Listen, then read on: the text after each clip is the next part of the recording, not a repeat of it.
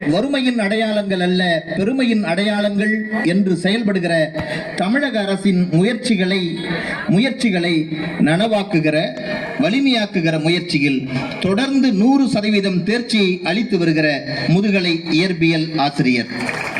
சரம் சரமாய் சக்கரையாய், அடுக்கடுக்காய் அழகியலாய் வார்த்தைகளை விடுக்கிற, வார்த்தைகளை வெளிப்படுத்துகிற அற்புத கலைஞன் இவர். அரிமாவின் 25 ஆண்டு கால அரிமா சங்க பணியில் தன்னை ஆகச்சிறந்த சமூக போராளியாய் அடையாளம் காட்டியிருப்பவர். 8 என்கிற எண்ணுக்குள்ள சிறப்பு, 7 என்கிற எண்ணுக்குள்ள சிறப்பு, 6 என்கிற எண்ணுக்குள்ள சிறப்பு என 1 என்கிற எண்ணுக்குள்ள சிறப்பு வரை சொல்லி சொல்லி புத்தக திருவிழாவிற்கான நாட்களை அடையாளம் காட்டி இன்னும் 8 நாட்கள், 7 நாட்கள், 6 நாட்கள், 5 நாட்கள் என புத்தக திருவிழாவை பற்றி திருவாரூர் மாவட்டம் மட்டுமல்ல தமிழகம் எங்கும் விழிப்புணர்வை ஏற்படுத்திய அற்புத குரலுக்கு சொந்தக்காரர். மாவட்ட நிர்வாகத்தின் புத்தக திருவிழா குறித்த விழிப்புணர்வு விளம்பரங்களில் தன்னுடைய குரலை பயன்படுத்திக் கொள்ள அனுமதித்தவர். புத்தக திருவிழா விழிப்புணர்வை ஏற்படுத்தியவர். செல்லுகிற மேடையெல்லாம் செந்தமிழ் பேச்சு, செல்லுகிற மேடையெல்லாம் தன்னம்பிக்கை பேச்சு, செல்லுகிற மேடையெல்லாம் இலக்கிய பேச்சு என இலக்கியமாய், தன்னம்பிக்கையாய், ஆன்மீகமாய் தன்னை அடையாளம் காட்டிக் கொண்டிருக்கிற பெருமைக்குரிய அரிமா சுதர்சனன் அவர்கள் வருகிறார்கள். தொட்டனை தூரும் மணற்கேணி, கற்றனை தூரும் அறிவு, கற்றனை தூரும் அறிவு என்பதற்கு அவரே ஓர் அடையாளம். இதோ கற்றனை தூரும் அறிவை சான்றுகளோடு அடையாளப்படுத்த வருகிறார். அரிமாவே வருக, ஆரின் செல்வமே வருக, எங்களின் அன்பரே வருக, அரிய உரையை தருக. ஐயா துரைக்கண் அவர்களின் ஆகச்சிறந்த அறிமுகம் படுத்தும் விதம் என்பது தமிழகத்தினுடைய ஆகச்சிறந்த பேச்சாளர்களால் அதிசயிக்கப்படுவதுமாகவும், என் போன்ற பேச்சாளர்கள் என்னுடைய பேச்சை விட அவருடைய அறிமுகம் சிறப்பாக இருக்கிறதே என்று அச்சப்படும் விதமாகவும் அன்னை தமிழ் அருந்தமிழ் புதல்வரிடம் கொஞ்சி விளையாடுகிறது. நன்றி ஐயா துரைக்கண் அவர்களே. ஐயா அரை மணி நேரத்தில் இந்த அமர்வை முடித்துவிடும் என்று கட்டளையிட்டு சென்றிருக்கின்றார்கள். அன்பாளர்களே, சில சமயம் அப்படிதான் ஆயிடும். அப்படிதான் ஒரு பேச்சாளர் பேசிக்கிட்டு இருக்காரு. அவருக்கே ஒரு சந்தேகம் வந்துடுது, நம்ம ரொம்ப நேரமா பேசிக்கிட்டு இருக்கோமா அப்படின்னு. பார்வையாளரை பார்த்து சொல்றாரு, நான் கொஞ்சம் கெடியாரத்தை பார்க்காம பேசிக்கிட்டு இருக்கேன் போல இருக்கு அப்படின்னு. எதிரில் உள்ள ஒரு ஆள் எந்திரிச்சு சொல்றான், சார் கெடிகாரத்தை பார்க்கலன்னா பரவாயில்ல, எதிரில் மாட்டிருக்கிற கேலண்டரையாச்சும் நீ பார்க்கலாம்லையா அப்படின்னு சொல்றான். அப்படின்னா என்ன, நாள் கணக்கா பேசிக்கிட்டு இருக்கான். அது போன்ற ஒரு நிலையெல்லாம் வந்து விடாது என்று மாவட்ட நிர்வாகத்திற்கு உத்தரவாதம் அளித்து, விசையுறும் பந்தினை போல் உள்ளம் வேண்டும்படி செல்லும் உடல் கேட்டேன், நசையரு மனம் கேட்டேன், நித்தம் நவமென சுடர்தரும் உயிர் கேட்டேன், தசையினை தேச்சுடினும் சிவசக்தியை பாடும் நலகம் கேட்டேன், அசைவரும் மதி கேட்டேன், இதை அருள்வதில் உனக்கெதும் தடையுள்ளதோ, வல்லமை தாராயோ இந்த மாநிலம் பயனுற வாழ்வதற்கே என்ற மகாகவி பாரதியின் வைர வரிகளை முன்வைத்து உற்சாகம் பொங்கும் இந்த இனிய நன்னாளில் மிக எழுச்சியோடு மகிழ்ச்சியோடு நடைபெற்று வருகின்ற புத்தக திருவிழாவை மிகச்சிறப்பாக நடத்தி வருகின்ற நிமிர்ந்த நன்னடை, நேர்கொண்ட பார்வை, நிலத்தில் யாருக்கும் அஞ்சாத நெறிகள், திமிர்ந்த ஞான செருக்கோடு இந்த மாவட்டத்தையும் இந்த புத்தக கண்காட்சியும் ஆண்டுதோறும் அடுத்த கட்டத்திற்கு எடுத்து செல்லக்கூடிய போற்றுதலுக்குரிய எங்கள் மாவட்ட ஆட்சித்தலைவர் அவர்களையும் அலுவல் பெருமக்களையும் வணங்கி, அரிமா சங்க உறவுகள், தமிழ் சங்க உறவுகள், எங்கள் அன்னை தந்தை ஆரூர் உறவுகள் அத்துணை பேரையும் வணங்கி மகிழ்கிறேன். அன்பானவர்களே, துரோணரை குருவாக ஏற்று அவரை பார்க்காமலேயே வில்வித்தை கற்றவன் ஏகலைவன். அதே போல் எங்கள் ஐயா சுகி சிவத்தை ஆதர்ச குருவாக ஏற்று அவரிடம் பயிலாமலேயே சொல்வித்தை கற்க முயற்சிக்கின்ற ஆயிரக்கணக்கான இளைஞர்களில் நானும் ஒருவன், அடியேனும் ஒருவன் என்று அவருடைய பாதம் தொட்டு வணங்கி, அதாவது கல்லூரி முடித்துவிட்டு ஒரு பெண் வரா, வழியில் அவருக்கு என்ன சிரமம் ஏற்பட்டிருக்குமோ தெரியவில்லை, அல்லது கல்லூரியில் சில இளைஞர்களால் என்ன தொந்தரவு ஏற்பட்டிருக்கும் என்று புரியவில்லை. அங்க ஓடி வரா வீட்டுக்கு, தன்னுடைய தாய் எங்கன்னு தேடுறா. அங்கே எங்கே சுத்தி பார்க்குற, அடுப்பாங்கரையில் இருக்கக்கூடிய தன்னுடைய தாயை அழைத்து கொண்டு வந்து கூடத்தில் அமர வைத்து அவளுடைய மடியில் முகத்தை புதைக்கிறார். அன்பானவர்களே, கவிஞர் ஜெயமோகன் எழுதிய கவிதை புத்தகத்திலிருந்து நான் படித்த கவிதை. மகளுக்கு என்ன நடந்திருக்கும் அப்படின்னு தாய் இப்படி ஆரம்பிக்கிறார். மடியில் முகம் புதைத்த மகளின் தலைவருடி ஒன்றன் பின் ஒன்றாய் அம்மா கேட்டார். நேர்த்தியான ஆடைகள் அணிந்து அலைந்து திரிந்து கொண்டிருக்கின்றானா அழகன் ஒருவன். பீச்சு அடிக்கப்பட்ட வாசனை திரவியங்கள் வீச்சம் எடுக்க நெருங்கி வந்து நிற்கின்றானா மற்றொருவன். காதல் ஜாடை கோடி இந்நேரம் பாடிக்கொண்டிருப்பானே பாடகன் ஒருவன்.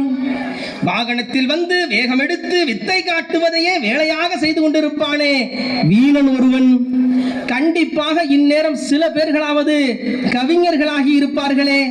தன் தாத்தா வழியில் வந்த சொத்து பத்துக்கள் எல்லாம் சொல்லி நிமிர்ந்தான் அல்லவா வேறொருவன். மாய்த்து கொள்ள போவதாக மடல் எழுதியிருப்பானே மறை கலன்ற ஒருவன். ஆசிட் வீச போவதாக அறிவித்திருப்பானே அரை கிறுக்கன் ஒருவன். மெல்ல தலையை உயர்த்தி பெற்றவளை பார்த்து பிறந்தவள் கேட்டால், எனக்கு இப்படி நேர்வதெல்லாம் உனக்கு எப்படி தெரியும் அம்மா என்று. அழகாய் மகளின் தலைவருடி அம்மா சொன்னால், இவன்களது அப்பன்களை கடந்தே உன் அப்பனுக்கு நான் மனைவியானேன் என்று. அன்பானவர்களே, ஒரு தாயினுடைய அனுபவம் மகளுக்கு அறிவானது. இப்ப இது போன்ற அனுபவத்தை எல்லாம் நாம் தொடர்ச்சியாக பெற்றுக்கொண்டே இருக்க வேண்டும் அப்படின்னு நம்ம நினைச்சோம் அப்படின்னா 100 ஆண்டுகள் அதிகபட்சம் வாழ்றோம். அந்த வாழ்க்கையில எவ்வளவு அனுபவத்தை நாம் பெற்றுக்கொள்ள முடியும்? ஆனால் இந்த கவிதையை நான் வாசிக்கும் போது புத்தகத்திலிருந்து ஒரு ஆகச்சிறந்த அனுபவத்தை நான் பெறுகிறேன். ஒரு பெண் குழந்தை இந்த கவிதையை வாசித்தால் ஒரு தன்னம்பிக்கையை, சமுதாயத்தில் ஏற்படக்கூடிய இடர்பாடுகள் எல்லாம் எதிர்கொள்ள வேண்டும் என்ற துணிச்சலை, தன் தாய் அவ்வாறு தான் வந்திருக்கின்றார், இந்த மாவட்ட ஆட்சித்தலைவர் அவ்வாறு தான் வந்திருப்பார் என்ற துணிச்சலை அந்த புத்தகம், அந்த கவிதை ஏற்படுத்துகிறது. எல்லாவற்றையும் அனுபவித்தேதான் கற்றுக்கொள்ள வேண்டும் என்று சொன்னால் அதற்கு நம் ஆயுள் போதாது. ஆனால் ஆயிரக்கணக்கான அனுபவங்களை, ஆயிரக்கணக்கான சிந்தனைகளை, ஆயிரக்கணக்கான ரசனைகளை அதோ அந்த அறிவு சுரங்கத்தில் கொட்டி கிடக்கிறது. நீங்கள் எல்லாம் போய் அள்ளிட்டு வந்தீங்கன்னா 1000 வருடம் வாழக்கூடிய ஒரு அனுபவத்தை நீங்கள் பெற்றிருக்கீங்க. அதாவது அனுபவம் பல பேருக்கு பல விதமா இருக்கும். இப்போ நான் ஒரு பள்ளி ஆசிரியர், என்னுடைய அனுபவம்லாம் ரொம்ப வித்தியாசமாக இருக்கும். அன்றைக்கி அப்படி தான் சார் சர்க்குலர் வருது, சுற்றறிக்கை. மாணவர்கிட்ட வாசிக்கிறேன், நாளை புனித வெள்ளி அரசு விடுமுறை அப்படின்னு சொல்கிறான். ஒரு பையன் எந்திரிச்சு சொல்கிறான், சார் எப்படி பார்த்தாலும் காந்தியை விட இயேசு தான் சார் ரொம்ப நல்லவருங்கிறான். என்னடா அது, காந்தியை விட இயேசு நல்லவரா? எப்படா இது? ஒருவேளை ஒரு கடவுளை ஒரு மனிதன் அப்படிங்கிறதுனால சொல்கிறானான்னு கேட்டா, ஏன்டா அப்படி சொல்கிற அப்படின்னு கேட்டேன். இல்லைங்க சார், காந்தி ஜெயந்தி அக்டோபர் 2 ஞாயிற்றுக்கிழமை எப்பயாச்சும் வந்துடுது, எங்களுக்கு லீவு கிடைக்க மாட்டேங்குது. ஆனால் புனித வெள்ளி எப்போதும் வெள்ளிக்கிழமை தான் வரும், எங்களுக்கு லீவு கிடைச்சிருது அப்படின்னு சொல்கிறான். மாணவனுடைய சிந்தனை அவ்வாறு இருக்கு. நான் சொல்கிறேன், உன்னுடைய ஆள்காட்டி விரலால் நீ ஒருவனை கெட்டவன் என்று சொல்லும் போது மீன் 4 விரலும் ஒன்ன காட்டுண்டா அப்படின்னு சொல்றேன். தெளிவா சொல்றான் சார் இந்த காலத்து பையன்.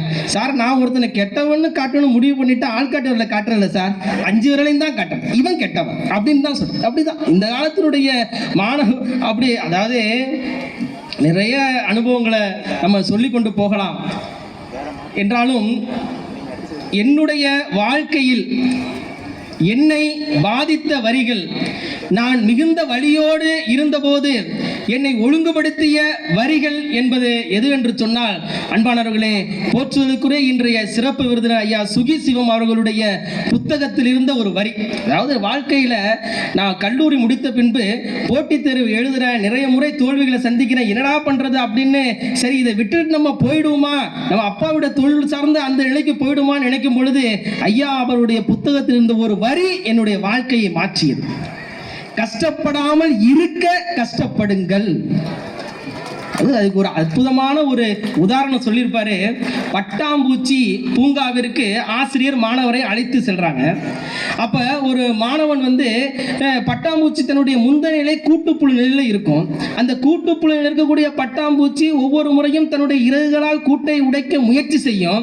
அதை பார்த்துக்கிட்டே இருக்கான் பையன். இந்த பட்டாம்பூச்சி ரொம்ப கஷ்டப்படுதோ என்னமோ அப்படின்னு நினைச்சுக்கிட்டு அதை வெளிவருவதற்கு நம்ம உதவி செய்வோம்னு சொல்லி அதை உடைச்சு விடுறான். வெளிவருகிற கூட்டுப்புழு பட்டாம்பூச்சியாக மாறி இந்த வானை வண்ணமடிக்கும் நினைச்சிட்டு இருக்கான். மாறாக அது கூட்டுப்புழுவாகவே மண்ணில் துடிதுடித்துக் கொண்டிருக்கிறது. பயந்து போயிட்டான். ஆசிரியர்கிட்ட போய் சொல்றான், ஐயா இப்படி நடந்துட்டுங்கய்யா அப்படின்னு சொல்றதுக்கு ஆசிரியர் சொல்றாரு, நீ செய்தது தவறு.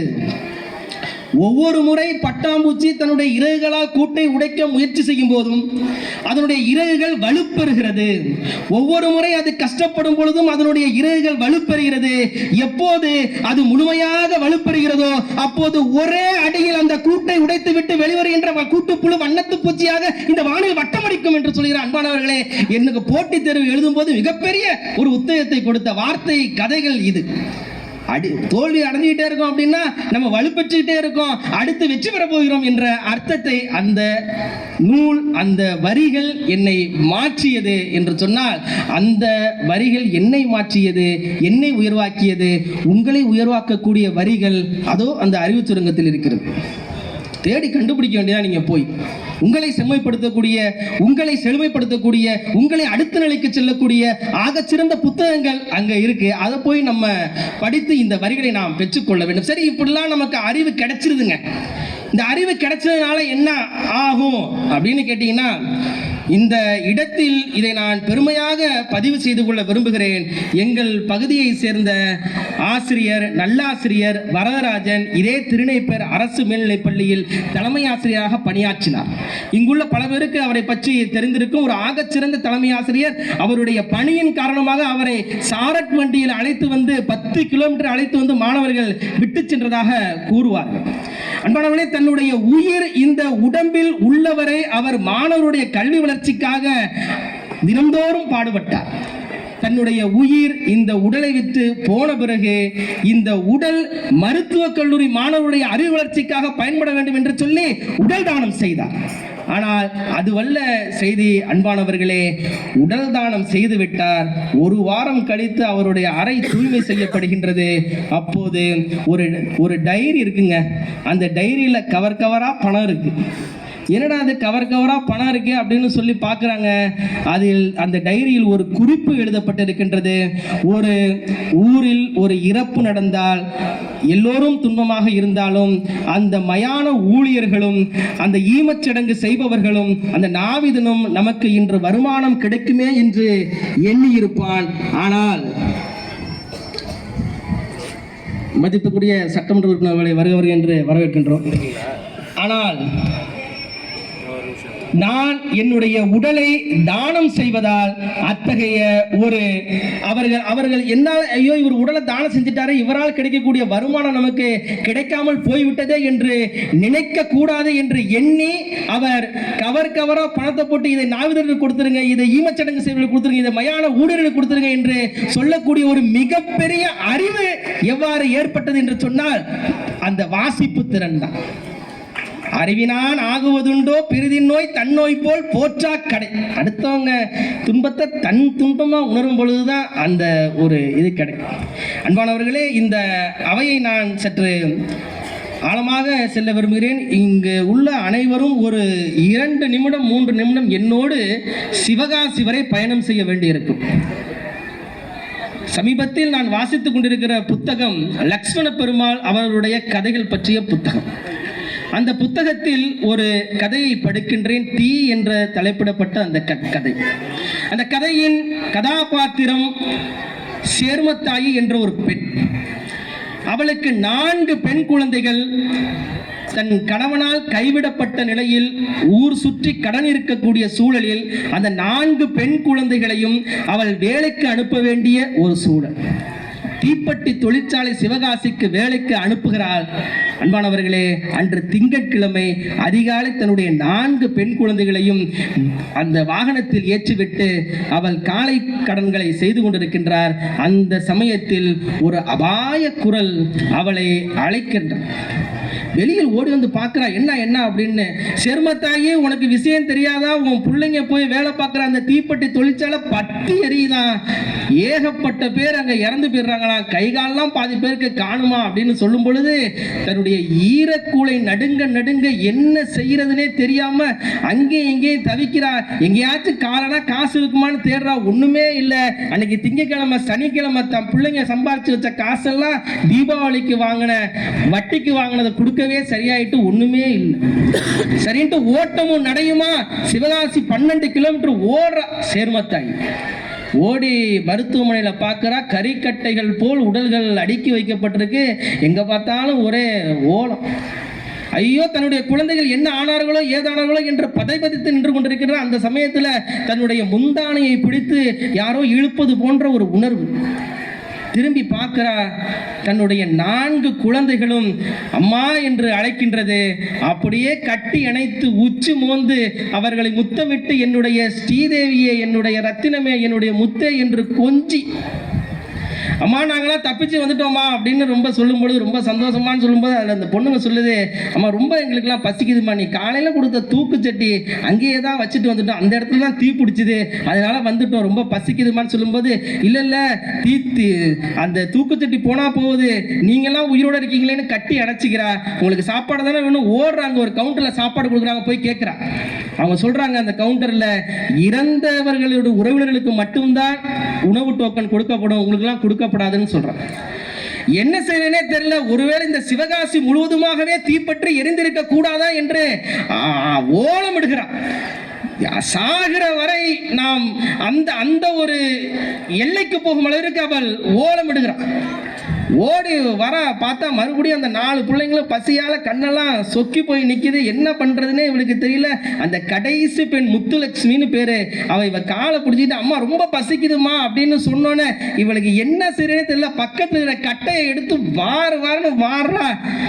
இந்த தீயில பிடிச்சி நீங்க செத்து போயிருந்தா கூட பரவாயில்ல, ஒரு 4 நாள் கழிச்சு நான் என் வேலையை பார்த்துட்டு போயிருப்பேன், பாதி வெந்திருந்தா கூட ஏதாவது இன்சூரன்ஸ்ல பணம் கிடைக்கும் அப்படின்னு ஒரு ஆட்சாமையின் உச்சத்துல அடின்னு அடிக்கிற அந்த இளம் பெண், கடைசி பெண் முத்துலட்சுமி ஒரு காலை கட்டி கொண்டு காலை விடவே இல்லை. முழுவதுமாக தன்னுடைய ஆட்சாமை முழுதும் தீர்ந்த பிறகு அந்த கட்டையை தூக்கி போட்டு விட்டு அவ என்னமோ முனகிட்டு இருக்கா. தன்னுடைய கடைசி பெண் குழந்தை என்ன முனகிறா அப்படின்னு இப்பதான் அவ காதுல விழுவுது. அம்மா அடிக்காதீங்கம்மா, அடிக்காதீங்க அம்மா, அடிக்காதீங்கம்மா, அடிக்காதீங்க. இன்னமா அந்த குடோன் தீ பிடிச்சி எரிஞ்சுதுன்னா நான் வெளியில வரமாட்டேம்மா, அங்கேயே கருகி செத்துடுறம்மா. Full stop. அன்பானவர்களே, லக்ஷ்மண பெருமாள் அவருடைய இந்த கதை எவர் ஒருவர் படித்திருந்தாலும் அடுத்த நாள் முதல் தன்னுடைய இலையில் பரிமாறக்கூடிய ஒரு பருக்கை சோற்றை கூட வீண் செய்ய மாட்டார்கள் என்பது திண்ணம். எத்தனை பயிற்சிகளை நாம் சொல்லியிருந்தாலும், யார் சொல்லியிருந்தாலும் அந்த உணர்வை நாம் பெற முடியாது. மாறாக இந்த கதையானது நாம் இங்கு நிம்மதியாக சாப்பிட்டு கொண்டிருக்கும் பொழுது எத்தனையோ பேர் சாப்பிடாமல் இருக்கிறார்கள் என்ற அந்த உணர்வை, அந்த அறிவை நமக்கு ஊட்டி செல்கின்றது. அந்த அறிவு நாம் பெற வேண்டும் என்றால் இந்த கற்றனை தூரும் அறிவு கற்கும் போதுதான் கிடைக்கும். அதாவது கவிஞர் வாலி தான் சொல்லுவாரு, நான், என் அம்மா, என் தமக்கை, என் அக்கா, என் அண்ணன் அனைவரும் பீடி சுட்ட செல்கிறோம். ஏனென்று சொன்னால் என் தந்தை ஊர் சுற்ற செல்கிறார். அப்போ ஒவ்வொரு மனிதனுடைய, ஒவ்வொரு தந்தையினுடைய கடமையை இந்த கதை அற்புதமாக சொல்லிவிட்டு செல்கின்றார். எனவே அன்பானவர்களே, இது போன்ற ஒரு உணர்வுகளை எல்லாம் நாம் பெற வேண்டும். இந்த அறிவினால் நாம் இந்த மாநிலத்தின் பசிப்பிணியை போக்க வேண்டும். அற்புதமான அன்பினால் உருவாக்கக்கூடிய ஒரு சமுதாயத்தை உருவாக்க வேண்டும் என்று சொன்னால் இத்தகைய புத்தகங்களை கடந்து வந்தால் மட்டுமே அத்தகைய அறிவை பெற முடியும். கற்றனை தூரும் அறிவு. அதாவது இங்க பொதுவா என்ன சொல்லுவாங்க, நம்ம பக்கத்துல என்ன கலைஞர் படிச்சாரா, என்ன காமராஜர் படிச்சாரா அப்படின்னு சொல்லுவாங்க. அன்பானவர்களே, அவர்கள் எல்லாம் படிக்கவில்லை. ஆனால் தங்களுடைய வாழ்நாள் முழுதும் வாசித்துக் கொண்டே இருந்தார்கள். அந்த வாசிப்பினுடைய வெளிப்பாடுதான் அவர்கள் கடைசி வரை எழுதி கொண்டே இருந்தார்கள். அவருடைய அறிவானது விரிவடைந்து கொண்டே இருந்தது. தின்ற சோறு உடல் வளர்க்கும், கண்ட புத்தகம் நம் அறிவை வளர்க்கும்.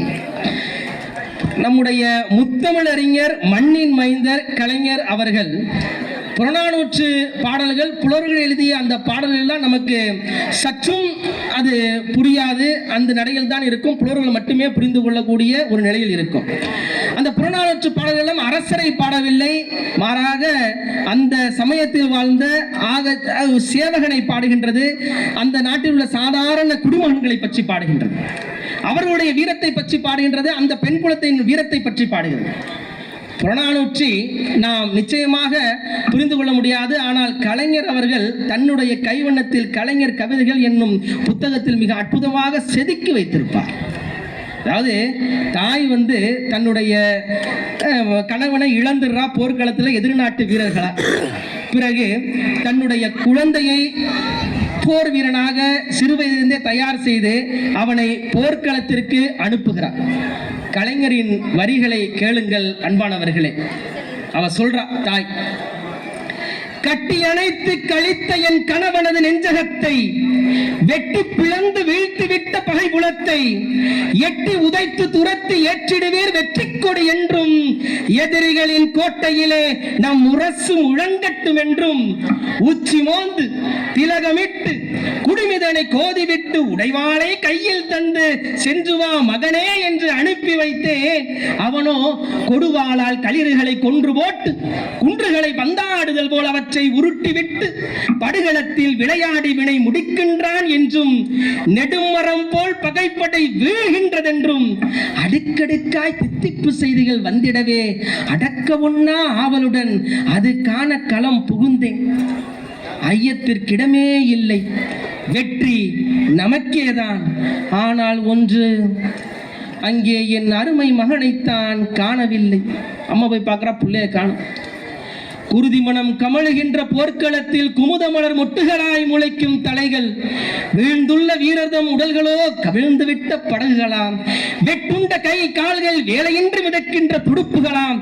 சூழ்ந்துள்ள பிணக்குவியல் நடுவில் சென்றேன், ஆழ்ந்துள்ளேன் கவலையினால்.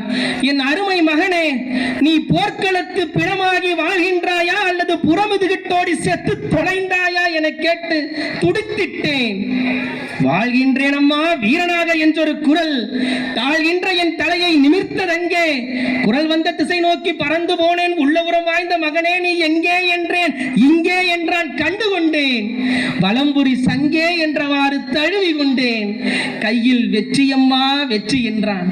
அவன் நெற்றியிலே முத்தமிட்டு என் நித்திலமே, போர்க்களத்தில் உயிர் நீத்து மானம் காத்த தந்தைக்கு நேர்வழி தோன்றலாய் வந்துதித்தாய், வாழ்க என்றேன். இப்பதான் கிளைமேக்ஸ். ஊடுருவி இருக்கின்றதே மார்பில் அம்பு, வலி உனக்கு தாங்காதே மகனே என்றேன். அழுது விட்டேன். உண்மையா அம்மா?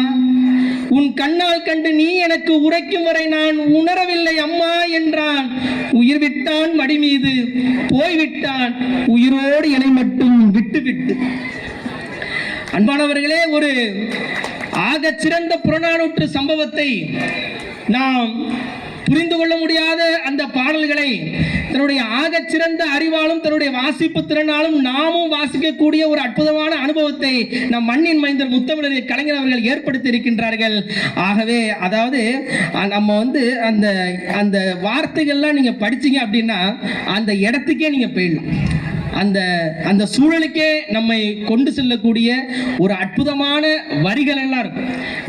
நம்ம போர்க்களத்தில் இருக்கக்கூடிய ஒரு அனுபவத்தை அந்த வரிகள் எல்லாம் நமக்கு ஏற்படுத்தி கொடுக்கும். எனவே இப்படிப்பட்ட நூல்கள், இப்படிப்பட்ட கதைகள், இப்படிப்பட்ட கவிதைகளை நாம் புத்தகங்களிலிருந்து கடந்து வரும்போது மட்டும்தான் ஒரு ஆகச்சிறந்த அறிவை நாம் பெற முடியும்.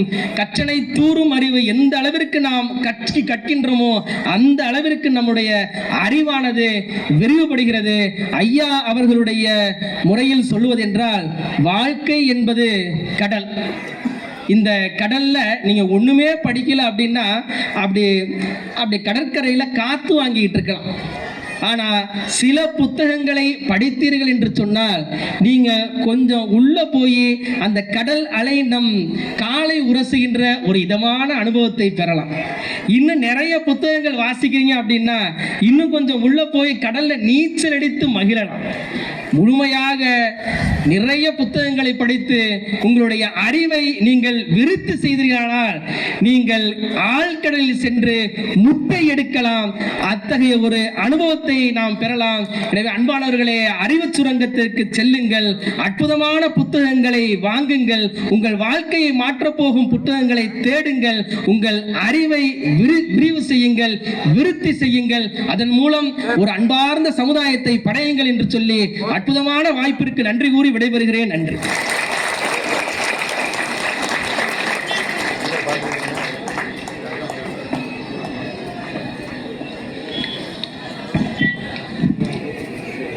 அவனுக்கு இட்லி தினப்பலகாரம், அவனுக்கு இட்லி தினப்பலகாரம், எங்களுக்கோ தீபாவளி பலகாரம். எதிர்வீட்டு ஜன்னலில் எத்தனை சட்டைகள், எதிர்வீட்டு ஜன்னலில் எத்தனை சட்டைகள், என் சட்டையில் எத்தனை ஜன்னல்கள். முதலாளி அம்மாவின் பழம்புடவை அம்மாவுக்கு புதுப்புடவை, அம்மாவின் பழைய புடவை அக்காலுக்கு புது தாவணி, அக்காலின் பழைய தாவணி தம்பிக்கு புது கோவணம். உணவை வீணாக்குகிறோம், எத்தனை குடும்பங்கள் பசியால் இருக்கின்றன. அறிவை வீணாக்குகிறோம், எத்தனை மனிதர்கள் அறிவால் மேம்பட்டிருக்கிறார்கள். வறுமையை பற்றி அறிவதற்கும் கூட புத்தக அறிவு தேவைப்படுகிறது.